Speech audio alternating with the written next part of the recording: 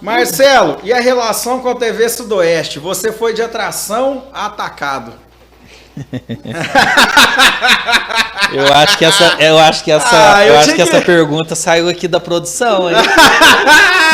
Produção aqui é perigosa. Cara, deixa eu te dizer uma coisa. Eu respeito todo mundo, sabe?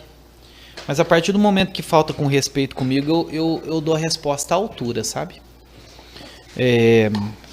Eu acho que a TV Sudoeste, ela fez parte da minha construção política, né? Eu reconheço que a TV Sudoeste foi um instrumento importante para que eu estivesse na política.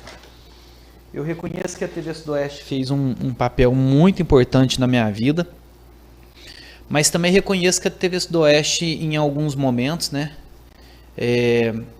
por questões políticas, né, com defesas de bandeira política, quis me atacar e não aguentou o contragolpe. Atacou e não aguentou. E aí, quando ataca e não aguenta, Renan, eu basicamente assim, eu não quero briga com ninguém, de verdade, eu só quero trabalhar, nada mais que isso. E aí, a partir do momento que as pessoas têm na cabeça que querem me atacar, eu vou dar um exemplo para você, tá? E isso me machuca até hoje, me machuca mesmo. Isso é uma coisa que me machuca assim, me dói até hoje. E eu não gosto nem de ficar falando desse assunto porque isso me tira do sério, sabe? Fizeram um inferno na minha vida de um erro que eu cometi em 2017.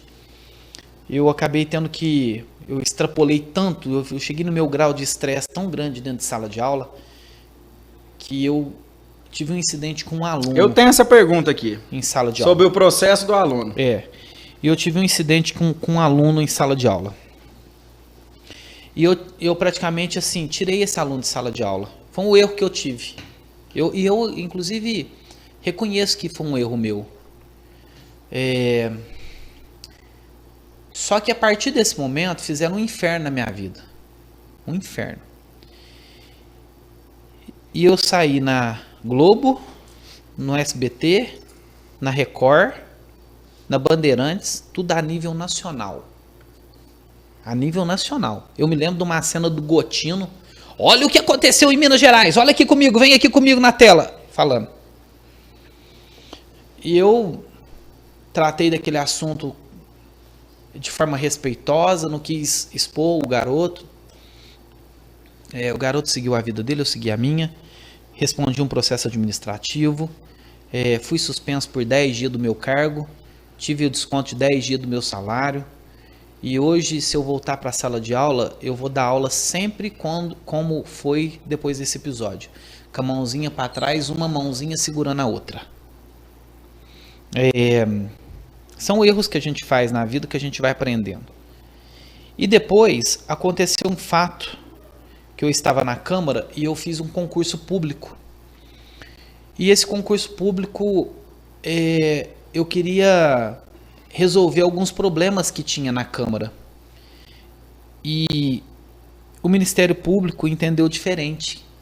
Que o único presidente, o único que fui eu, que fez o concurso público e quis resolver o problema, levou uma ação civil pública no peito.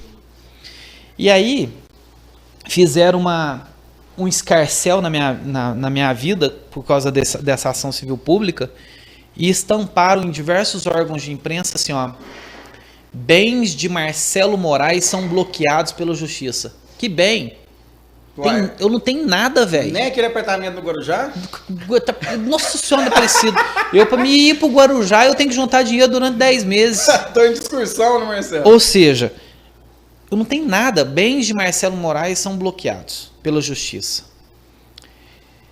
Porque existia o entendimento do Ministério Público que eu estava lesando os cofres. Mas como lesando, sempre sendo que eu que fiz o concurso público e eu que resolvi o problema da Câmara? Por que eles não entraram com processo antes contra os outros presidentes? E eu que entrei para resolver, estou levando um processo nas costas?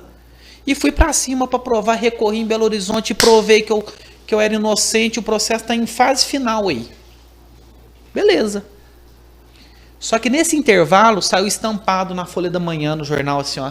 Bens de Marcelo Moraes são bloqueados. A TV Sudoeste veio e pau! Bateu em mim cedo, de tarde e de noite. E o meu pai, cara, meu pai pegou o jornal e viu aquela notícia. Bens de Marcelo Moraes são bloqueados pela justiça. E eu lembro que o meu pai estava trabalhando lá no Brasinha, na saída para Itamugi lá. Eu conheci seu pai.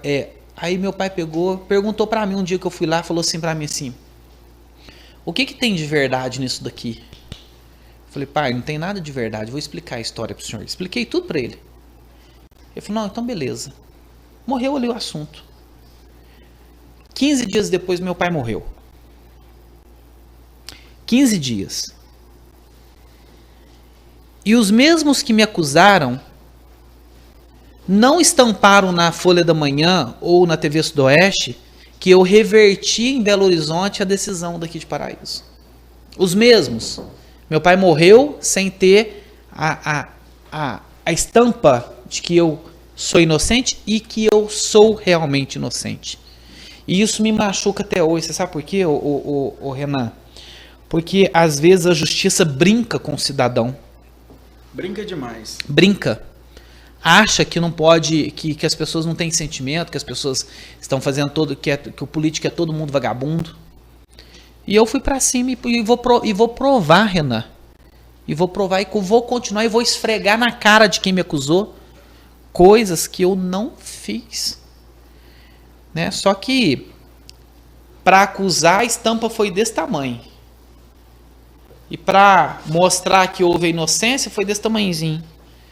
Então isso não é jornalismo, isso não é defesa de direito, isso não é nada, né? Ou seja, a gente vive num país ou em algumas circunstâncias que faz a gente questionar algumas condutas, mas é vida que segue, né? E hoje eu tenho certeza que na hora que chegam os ofícios lá escrito Marcelo de Moraes prefeito, eu acho que desce quadrado em muita gente. Muita gente.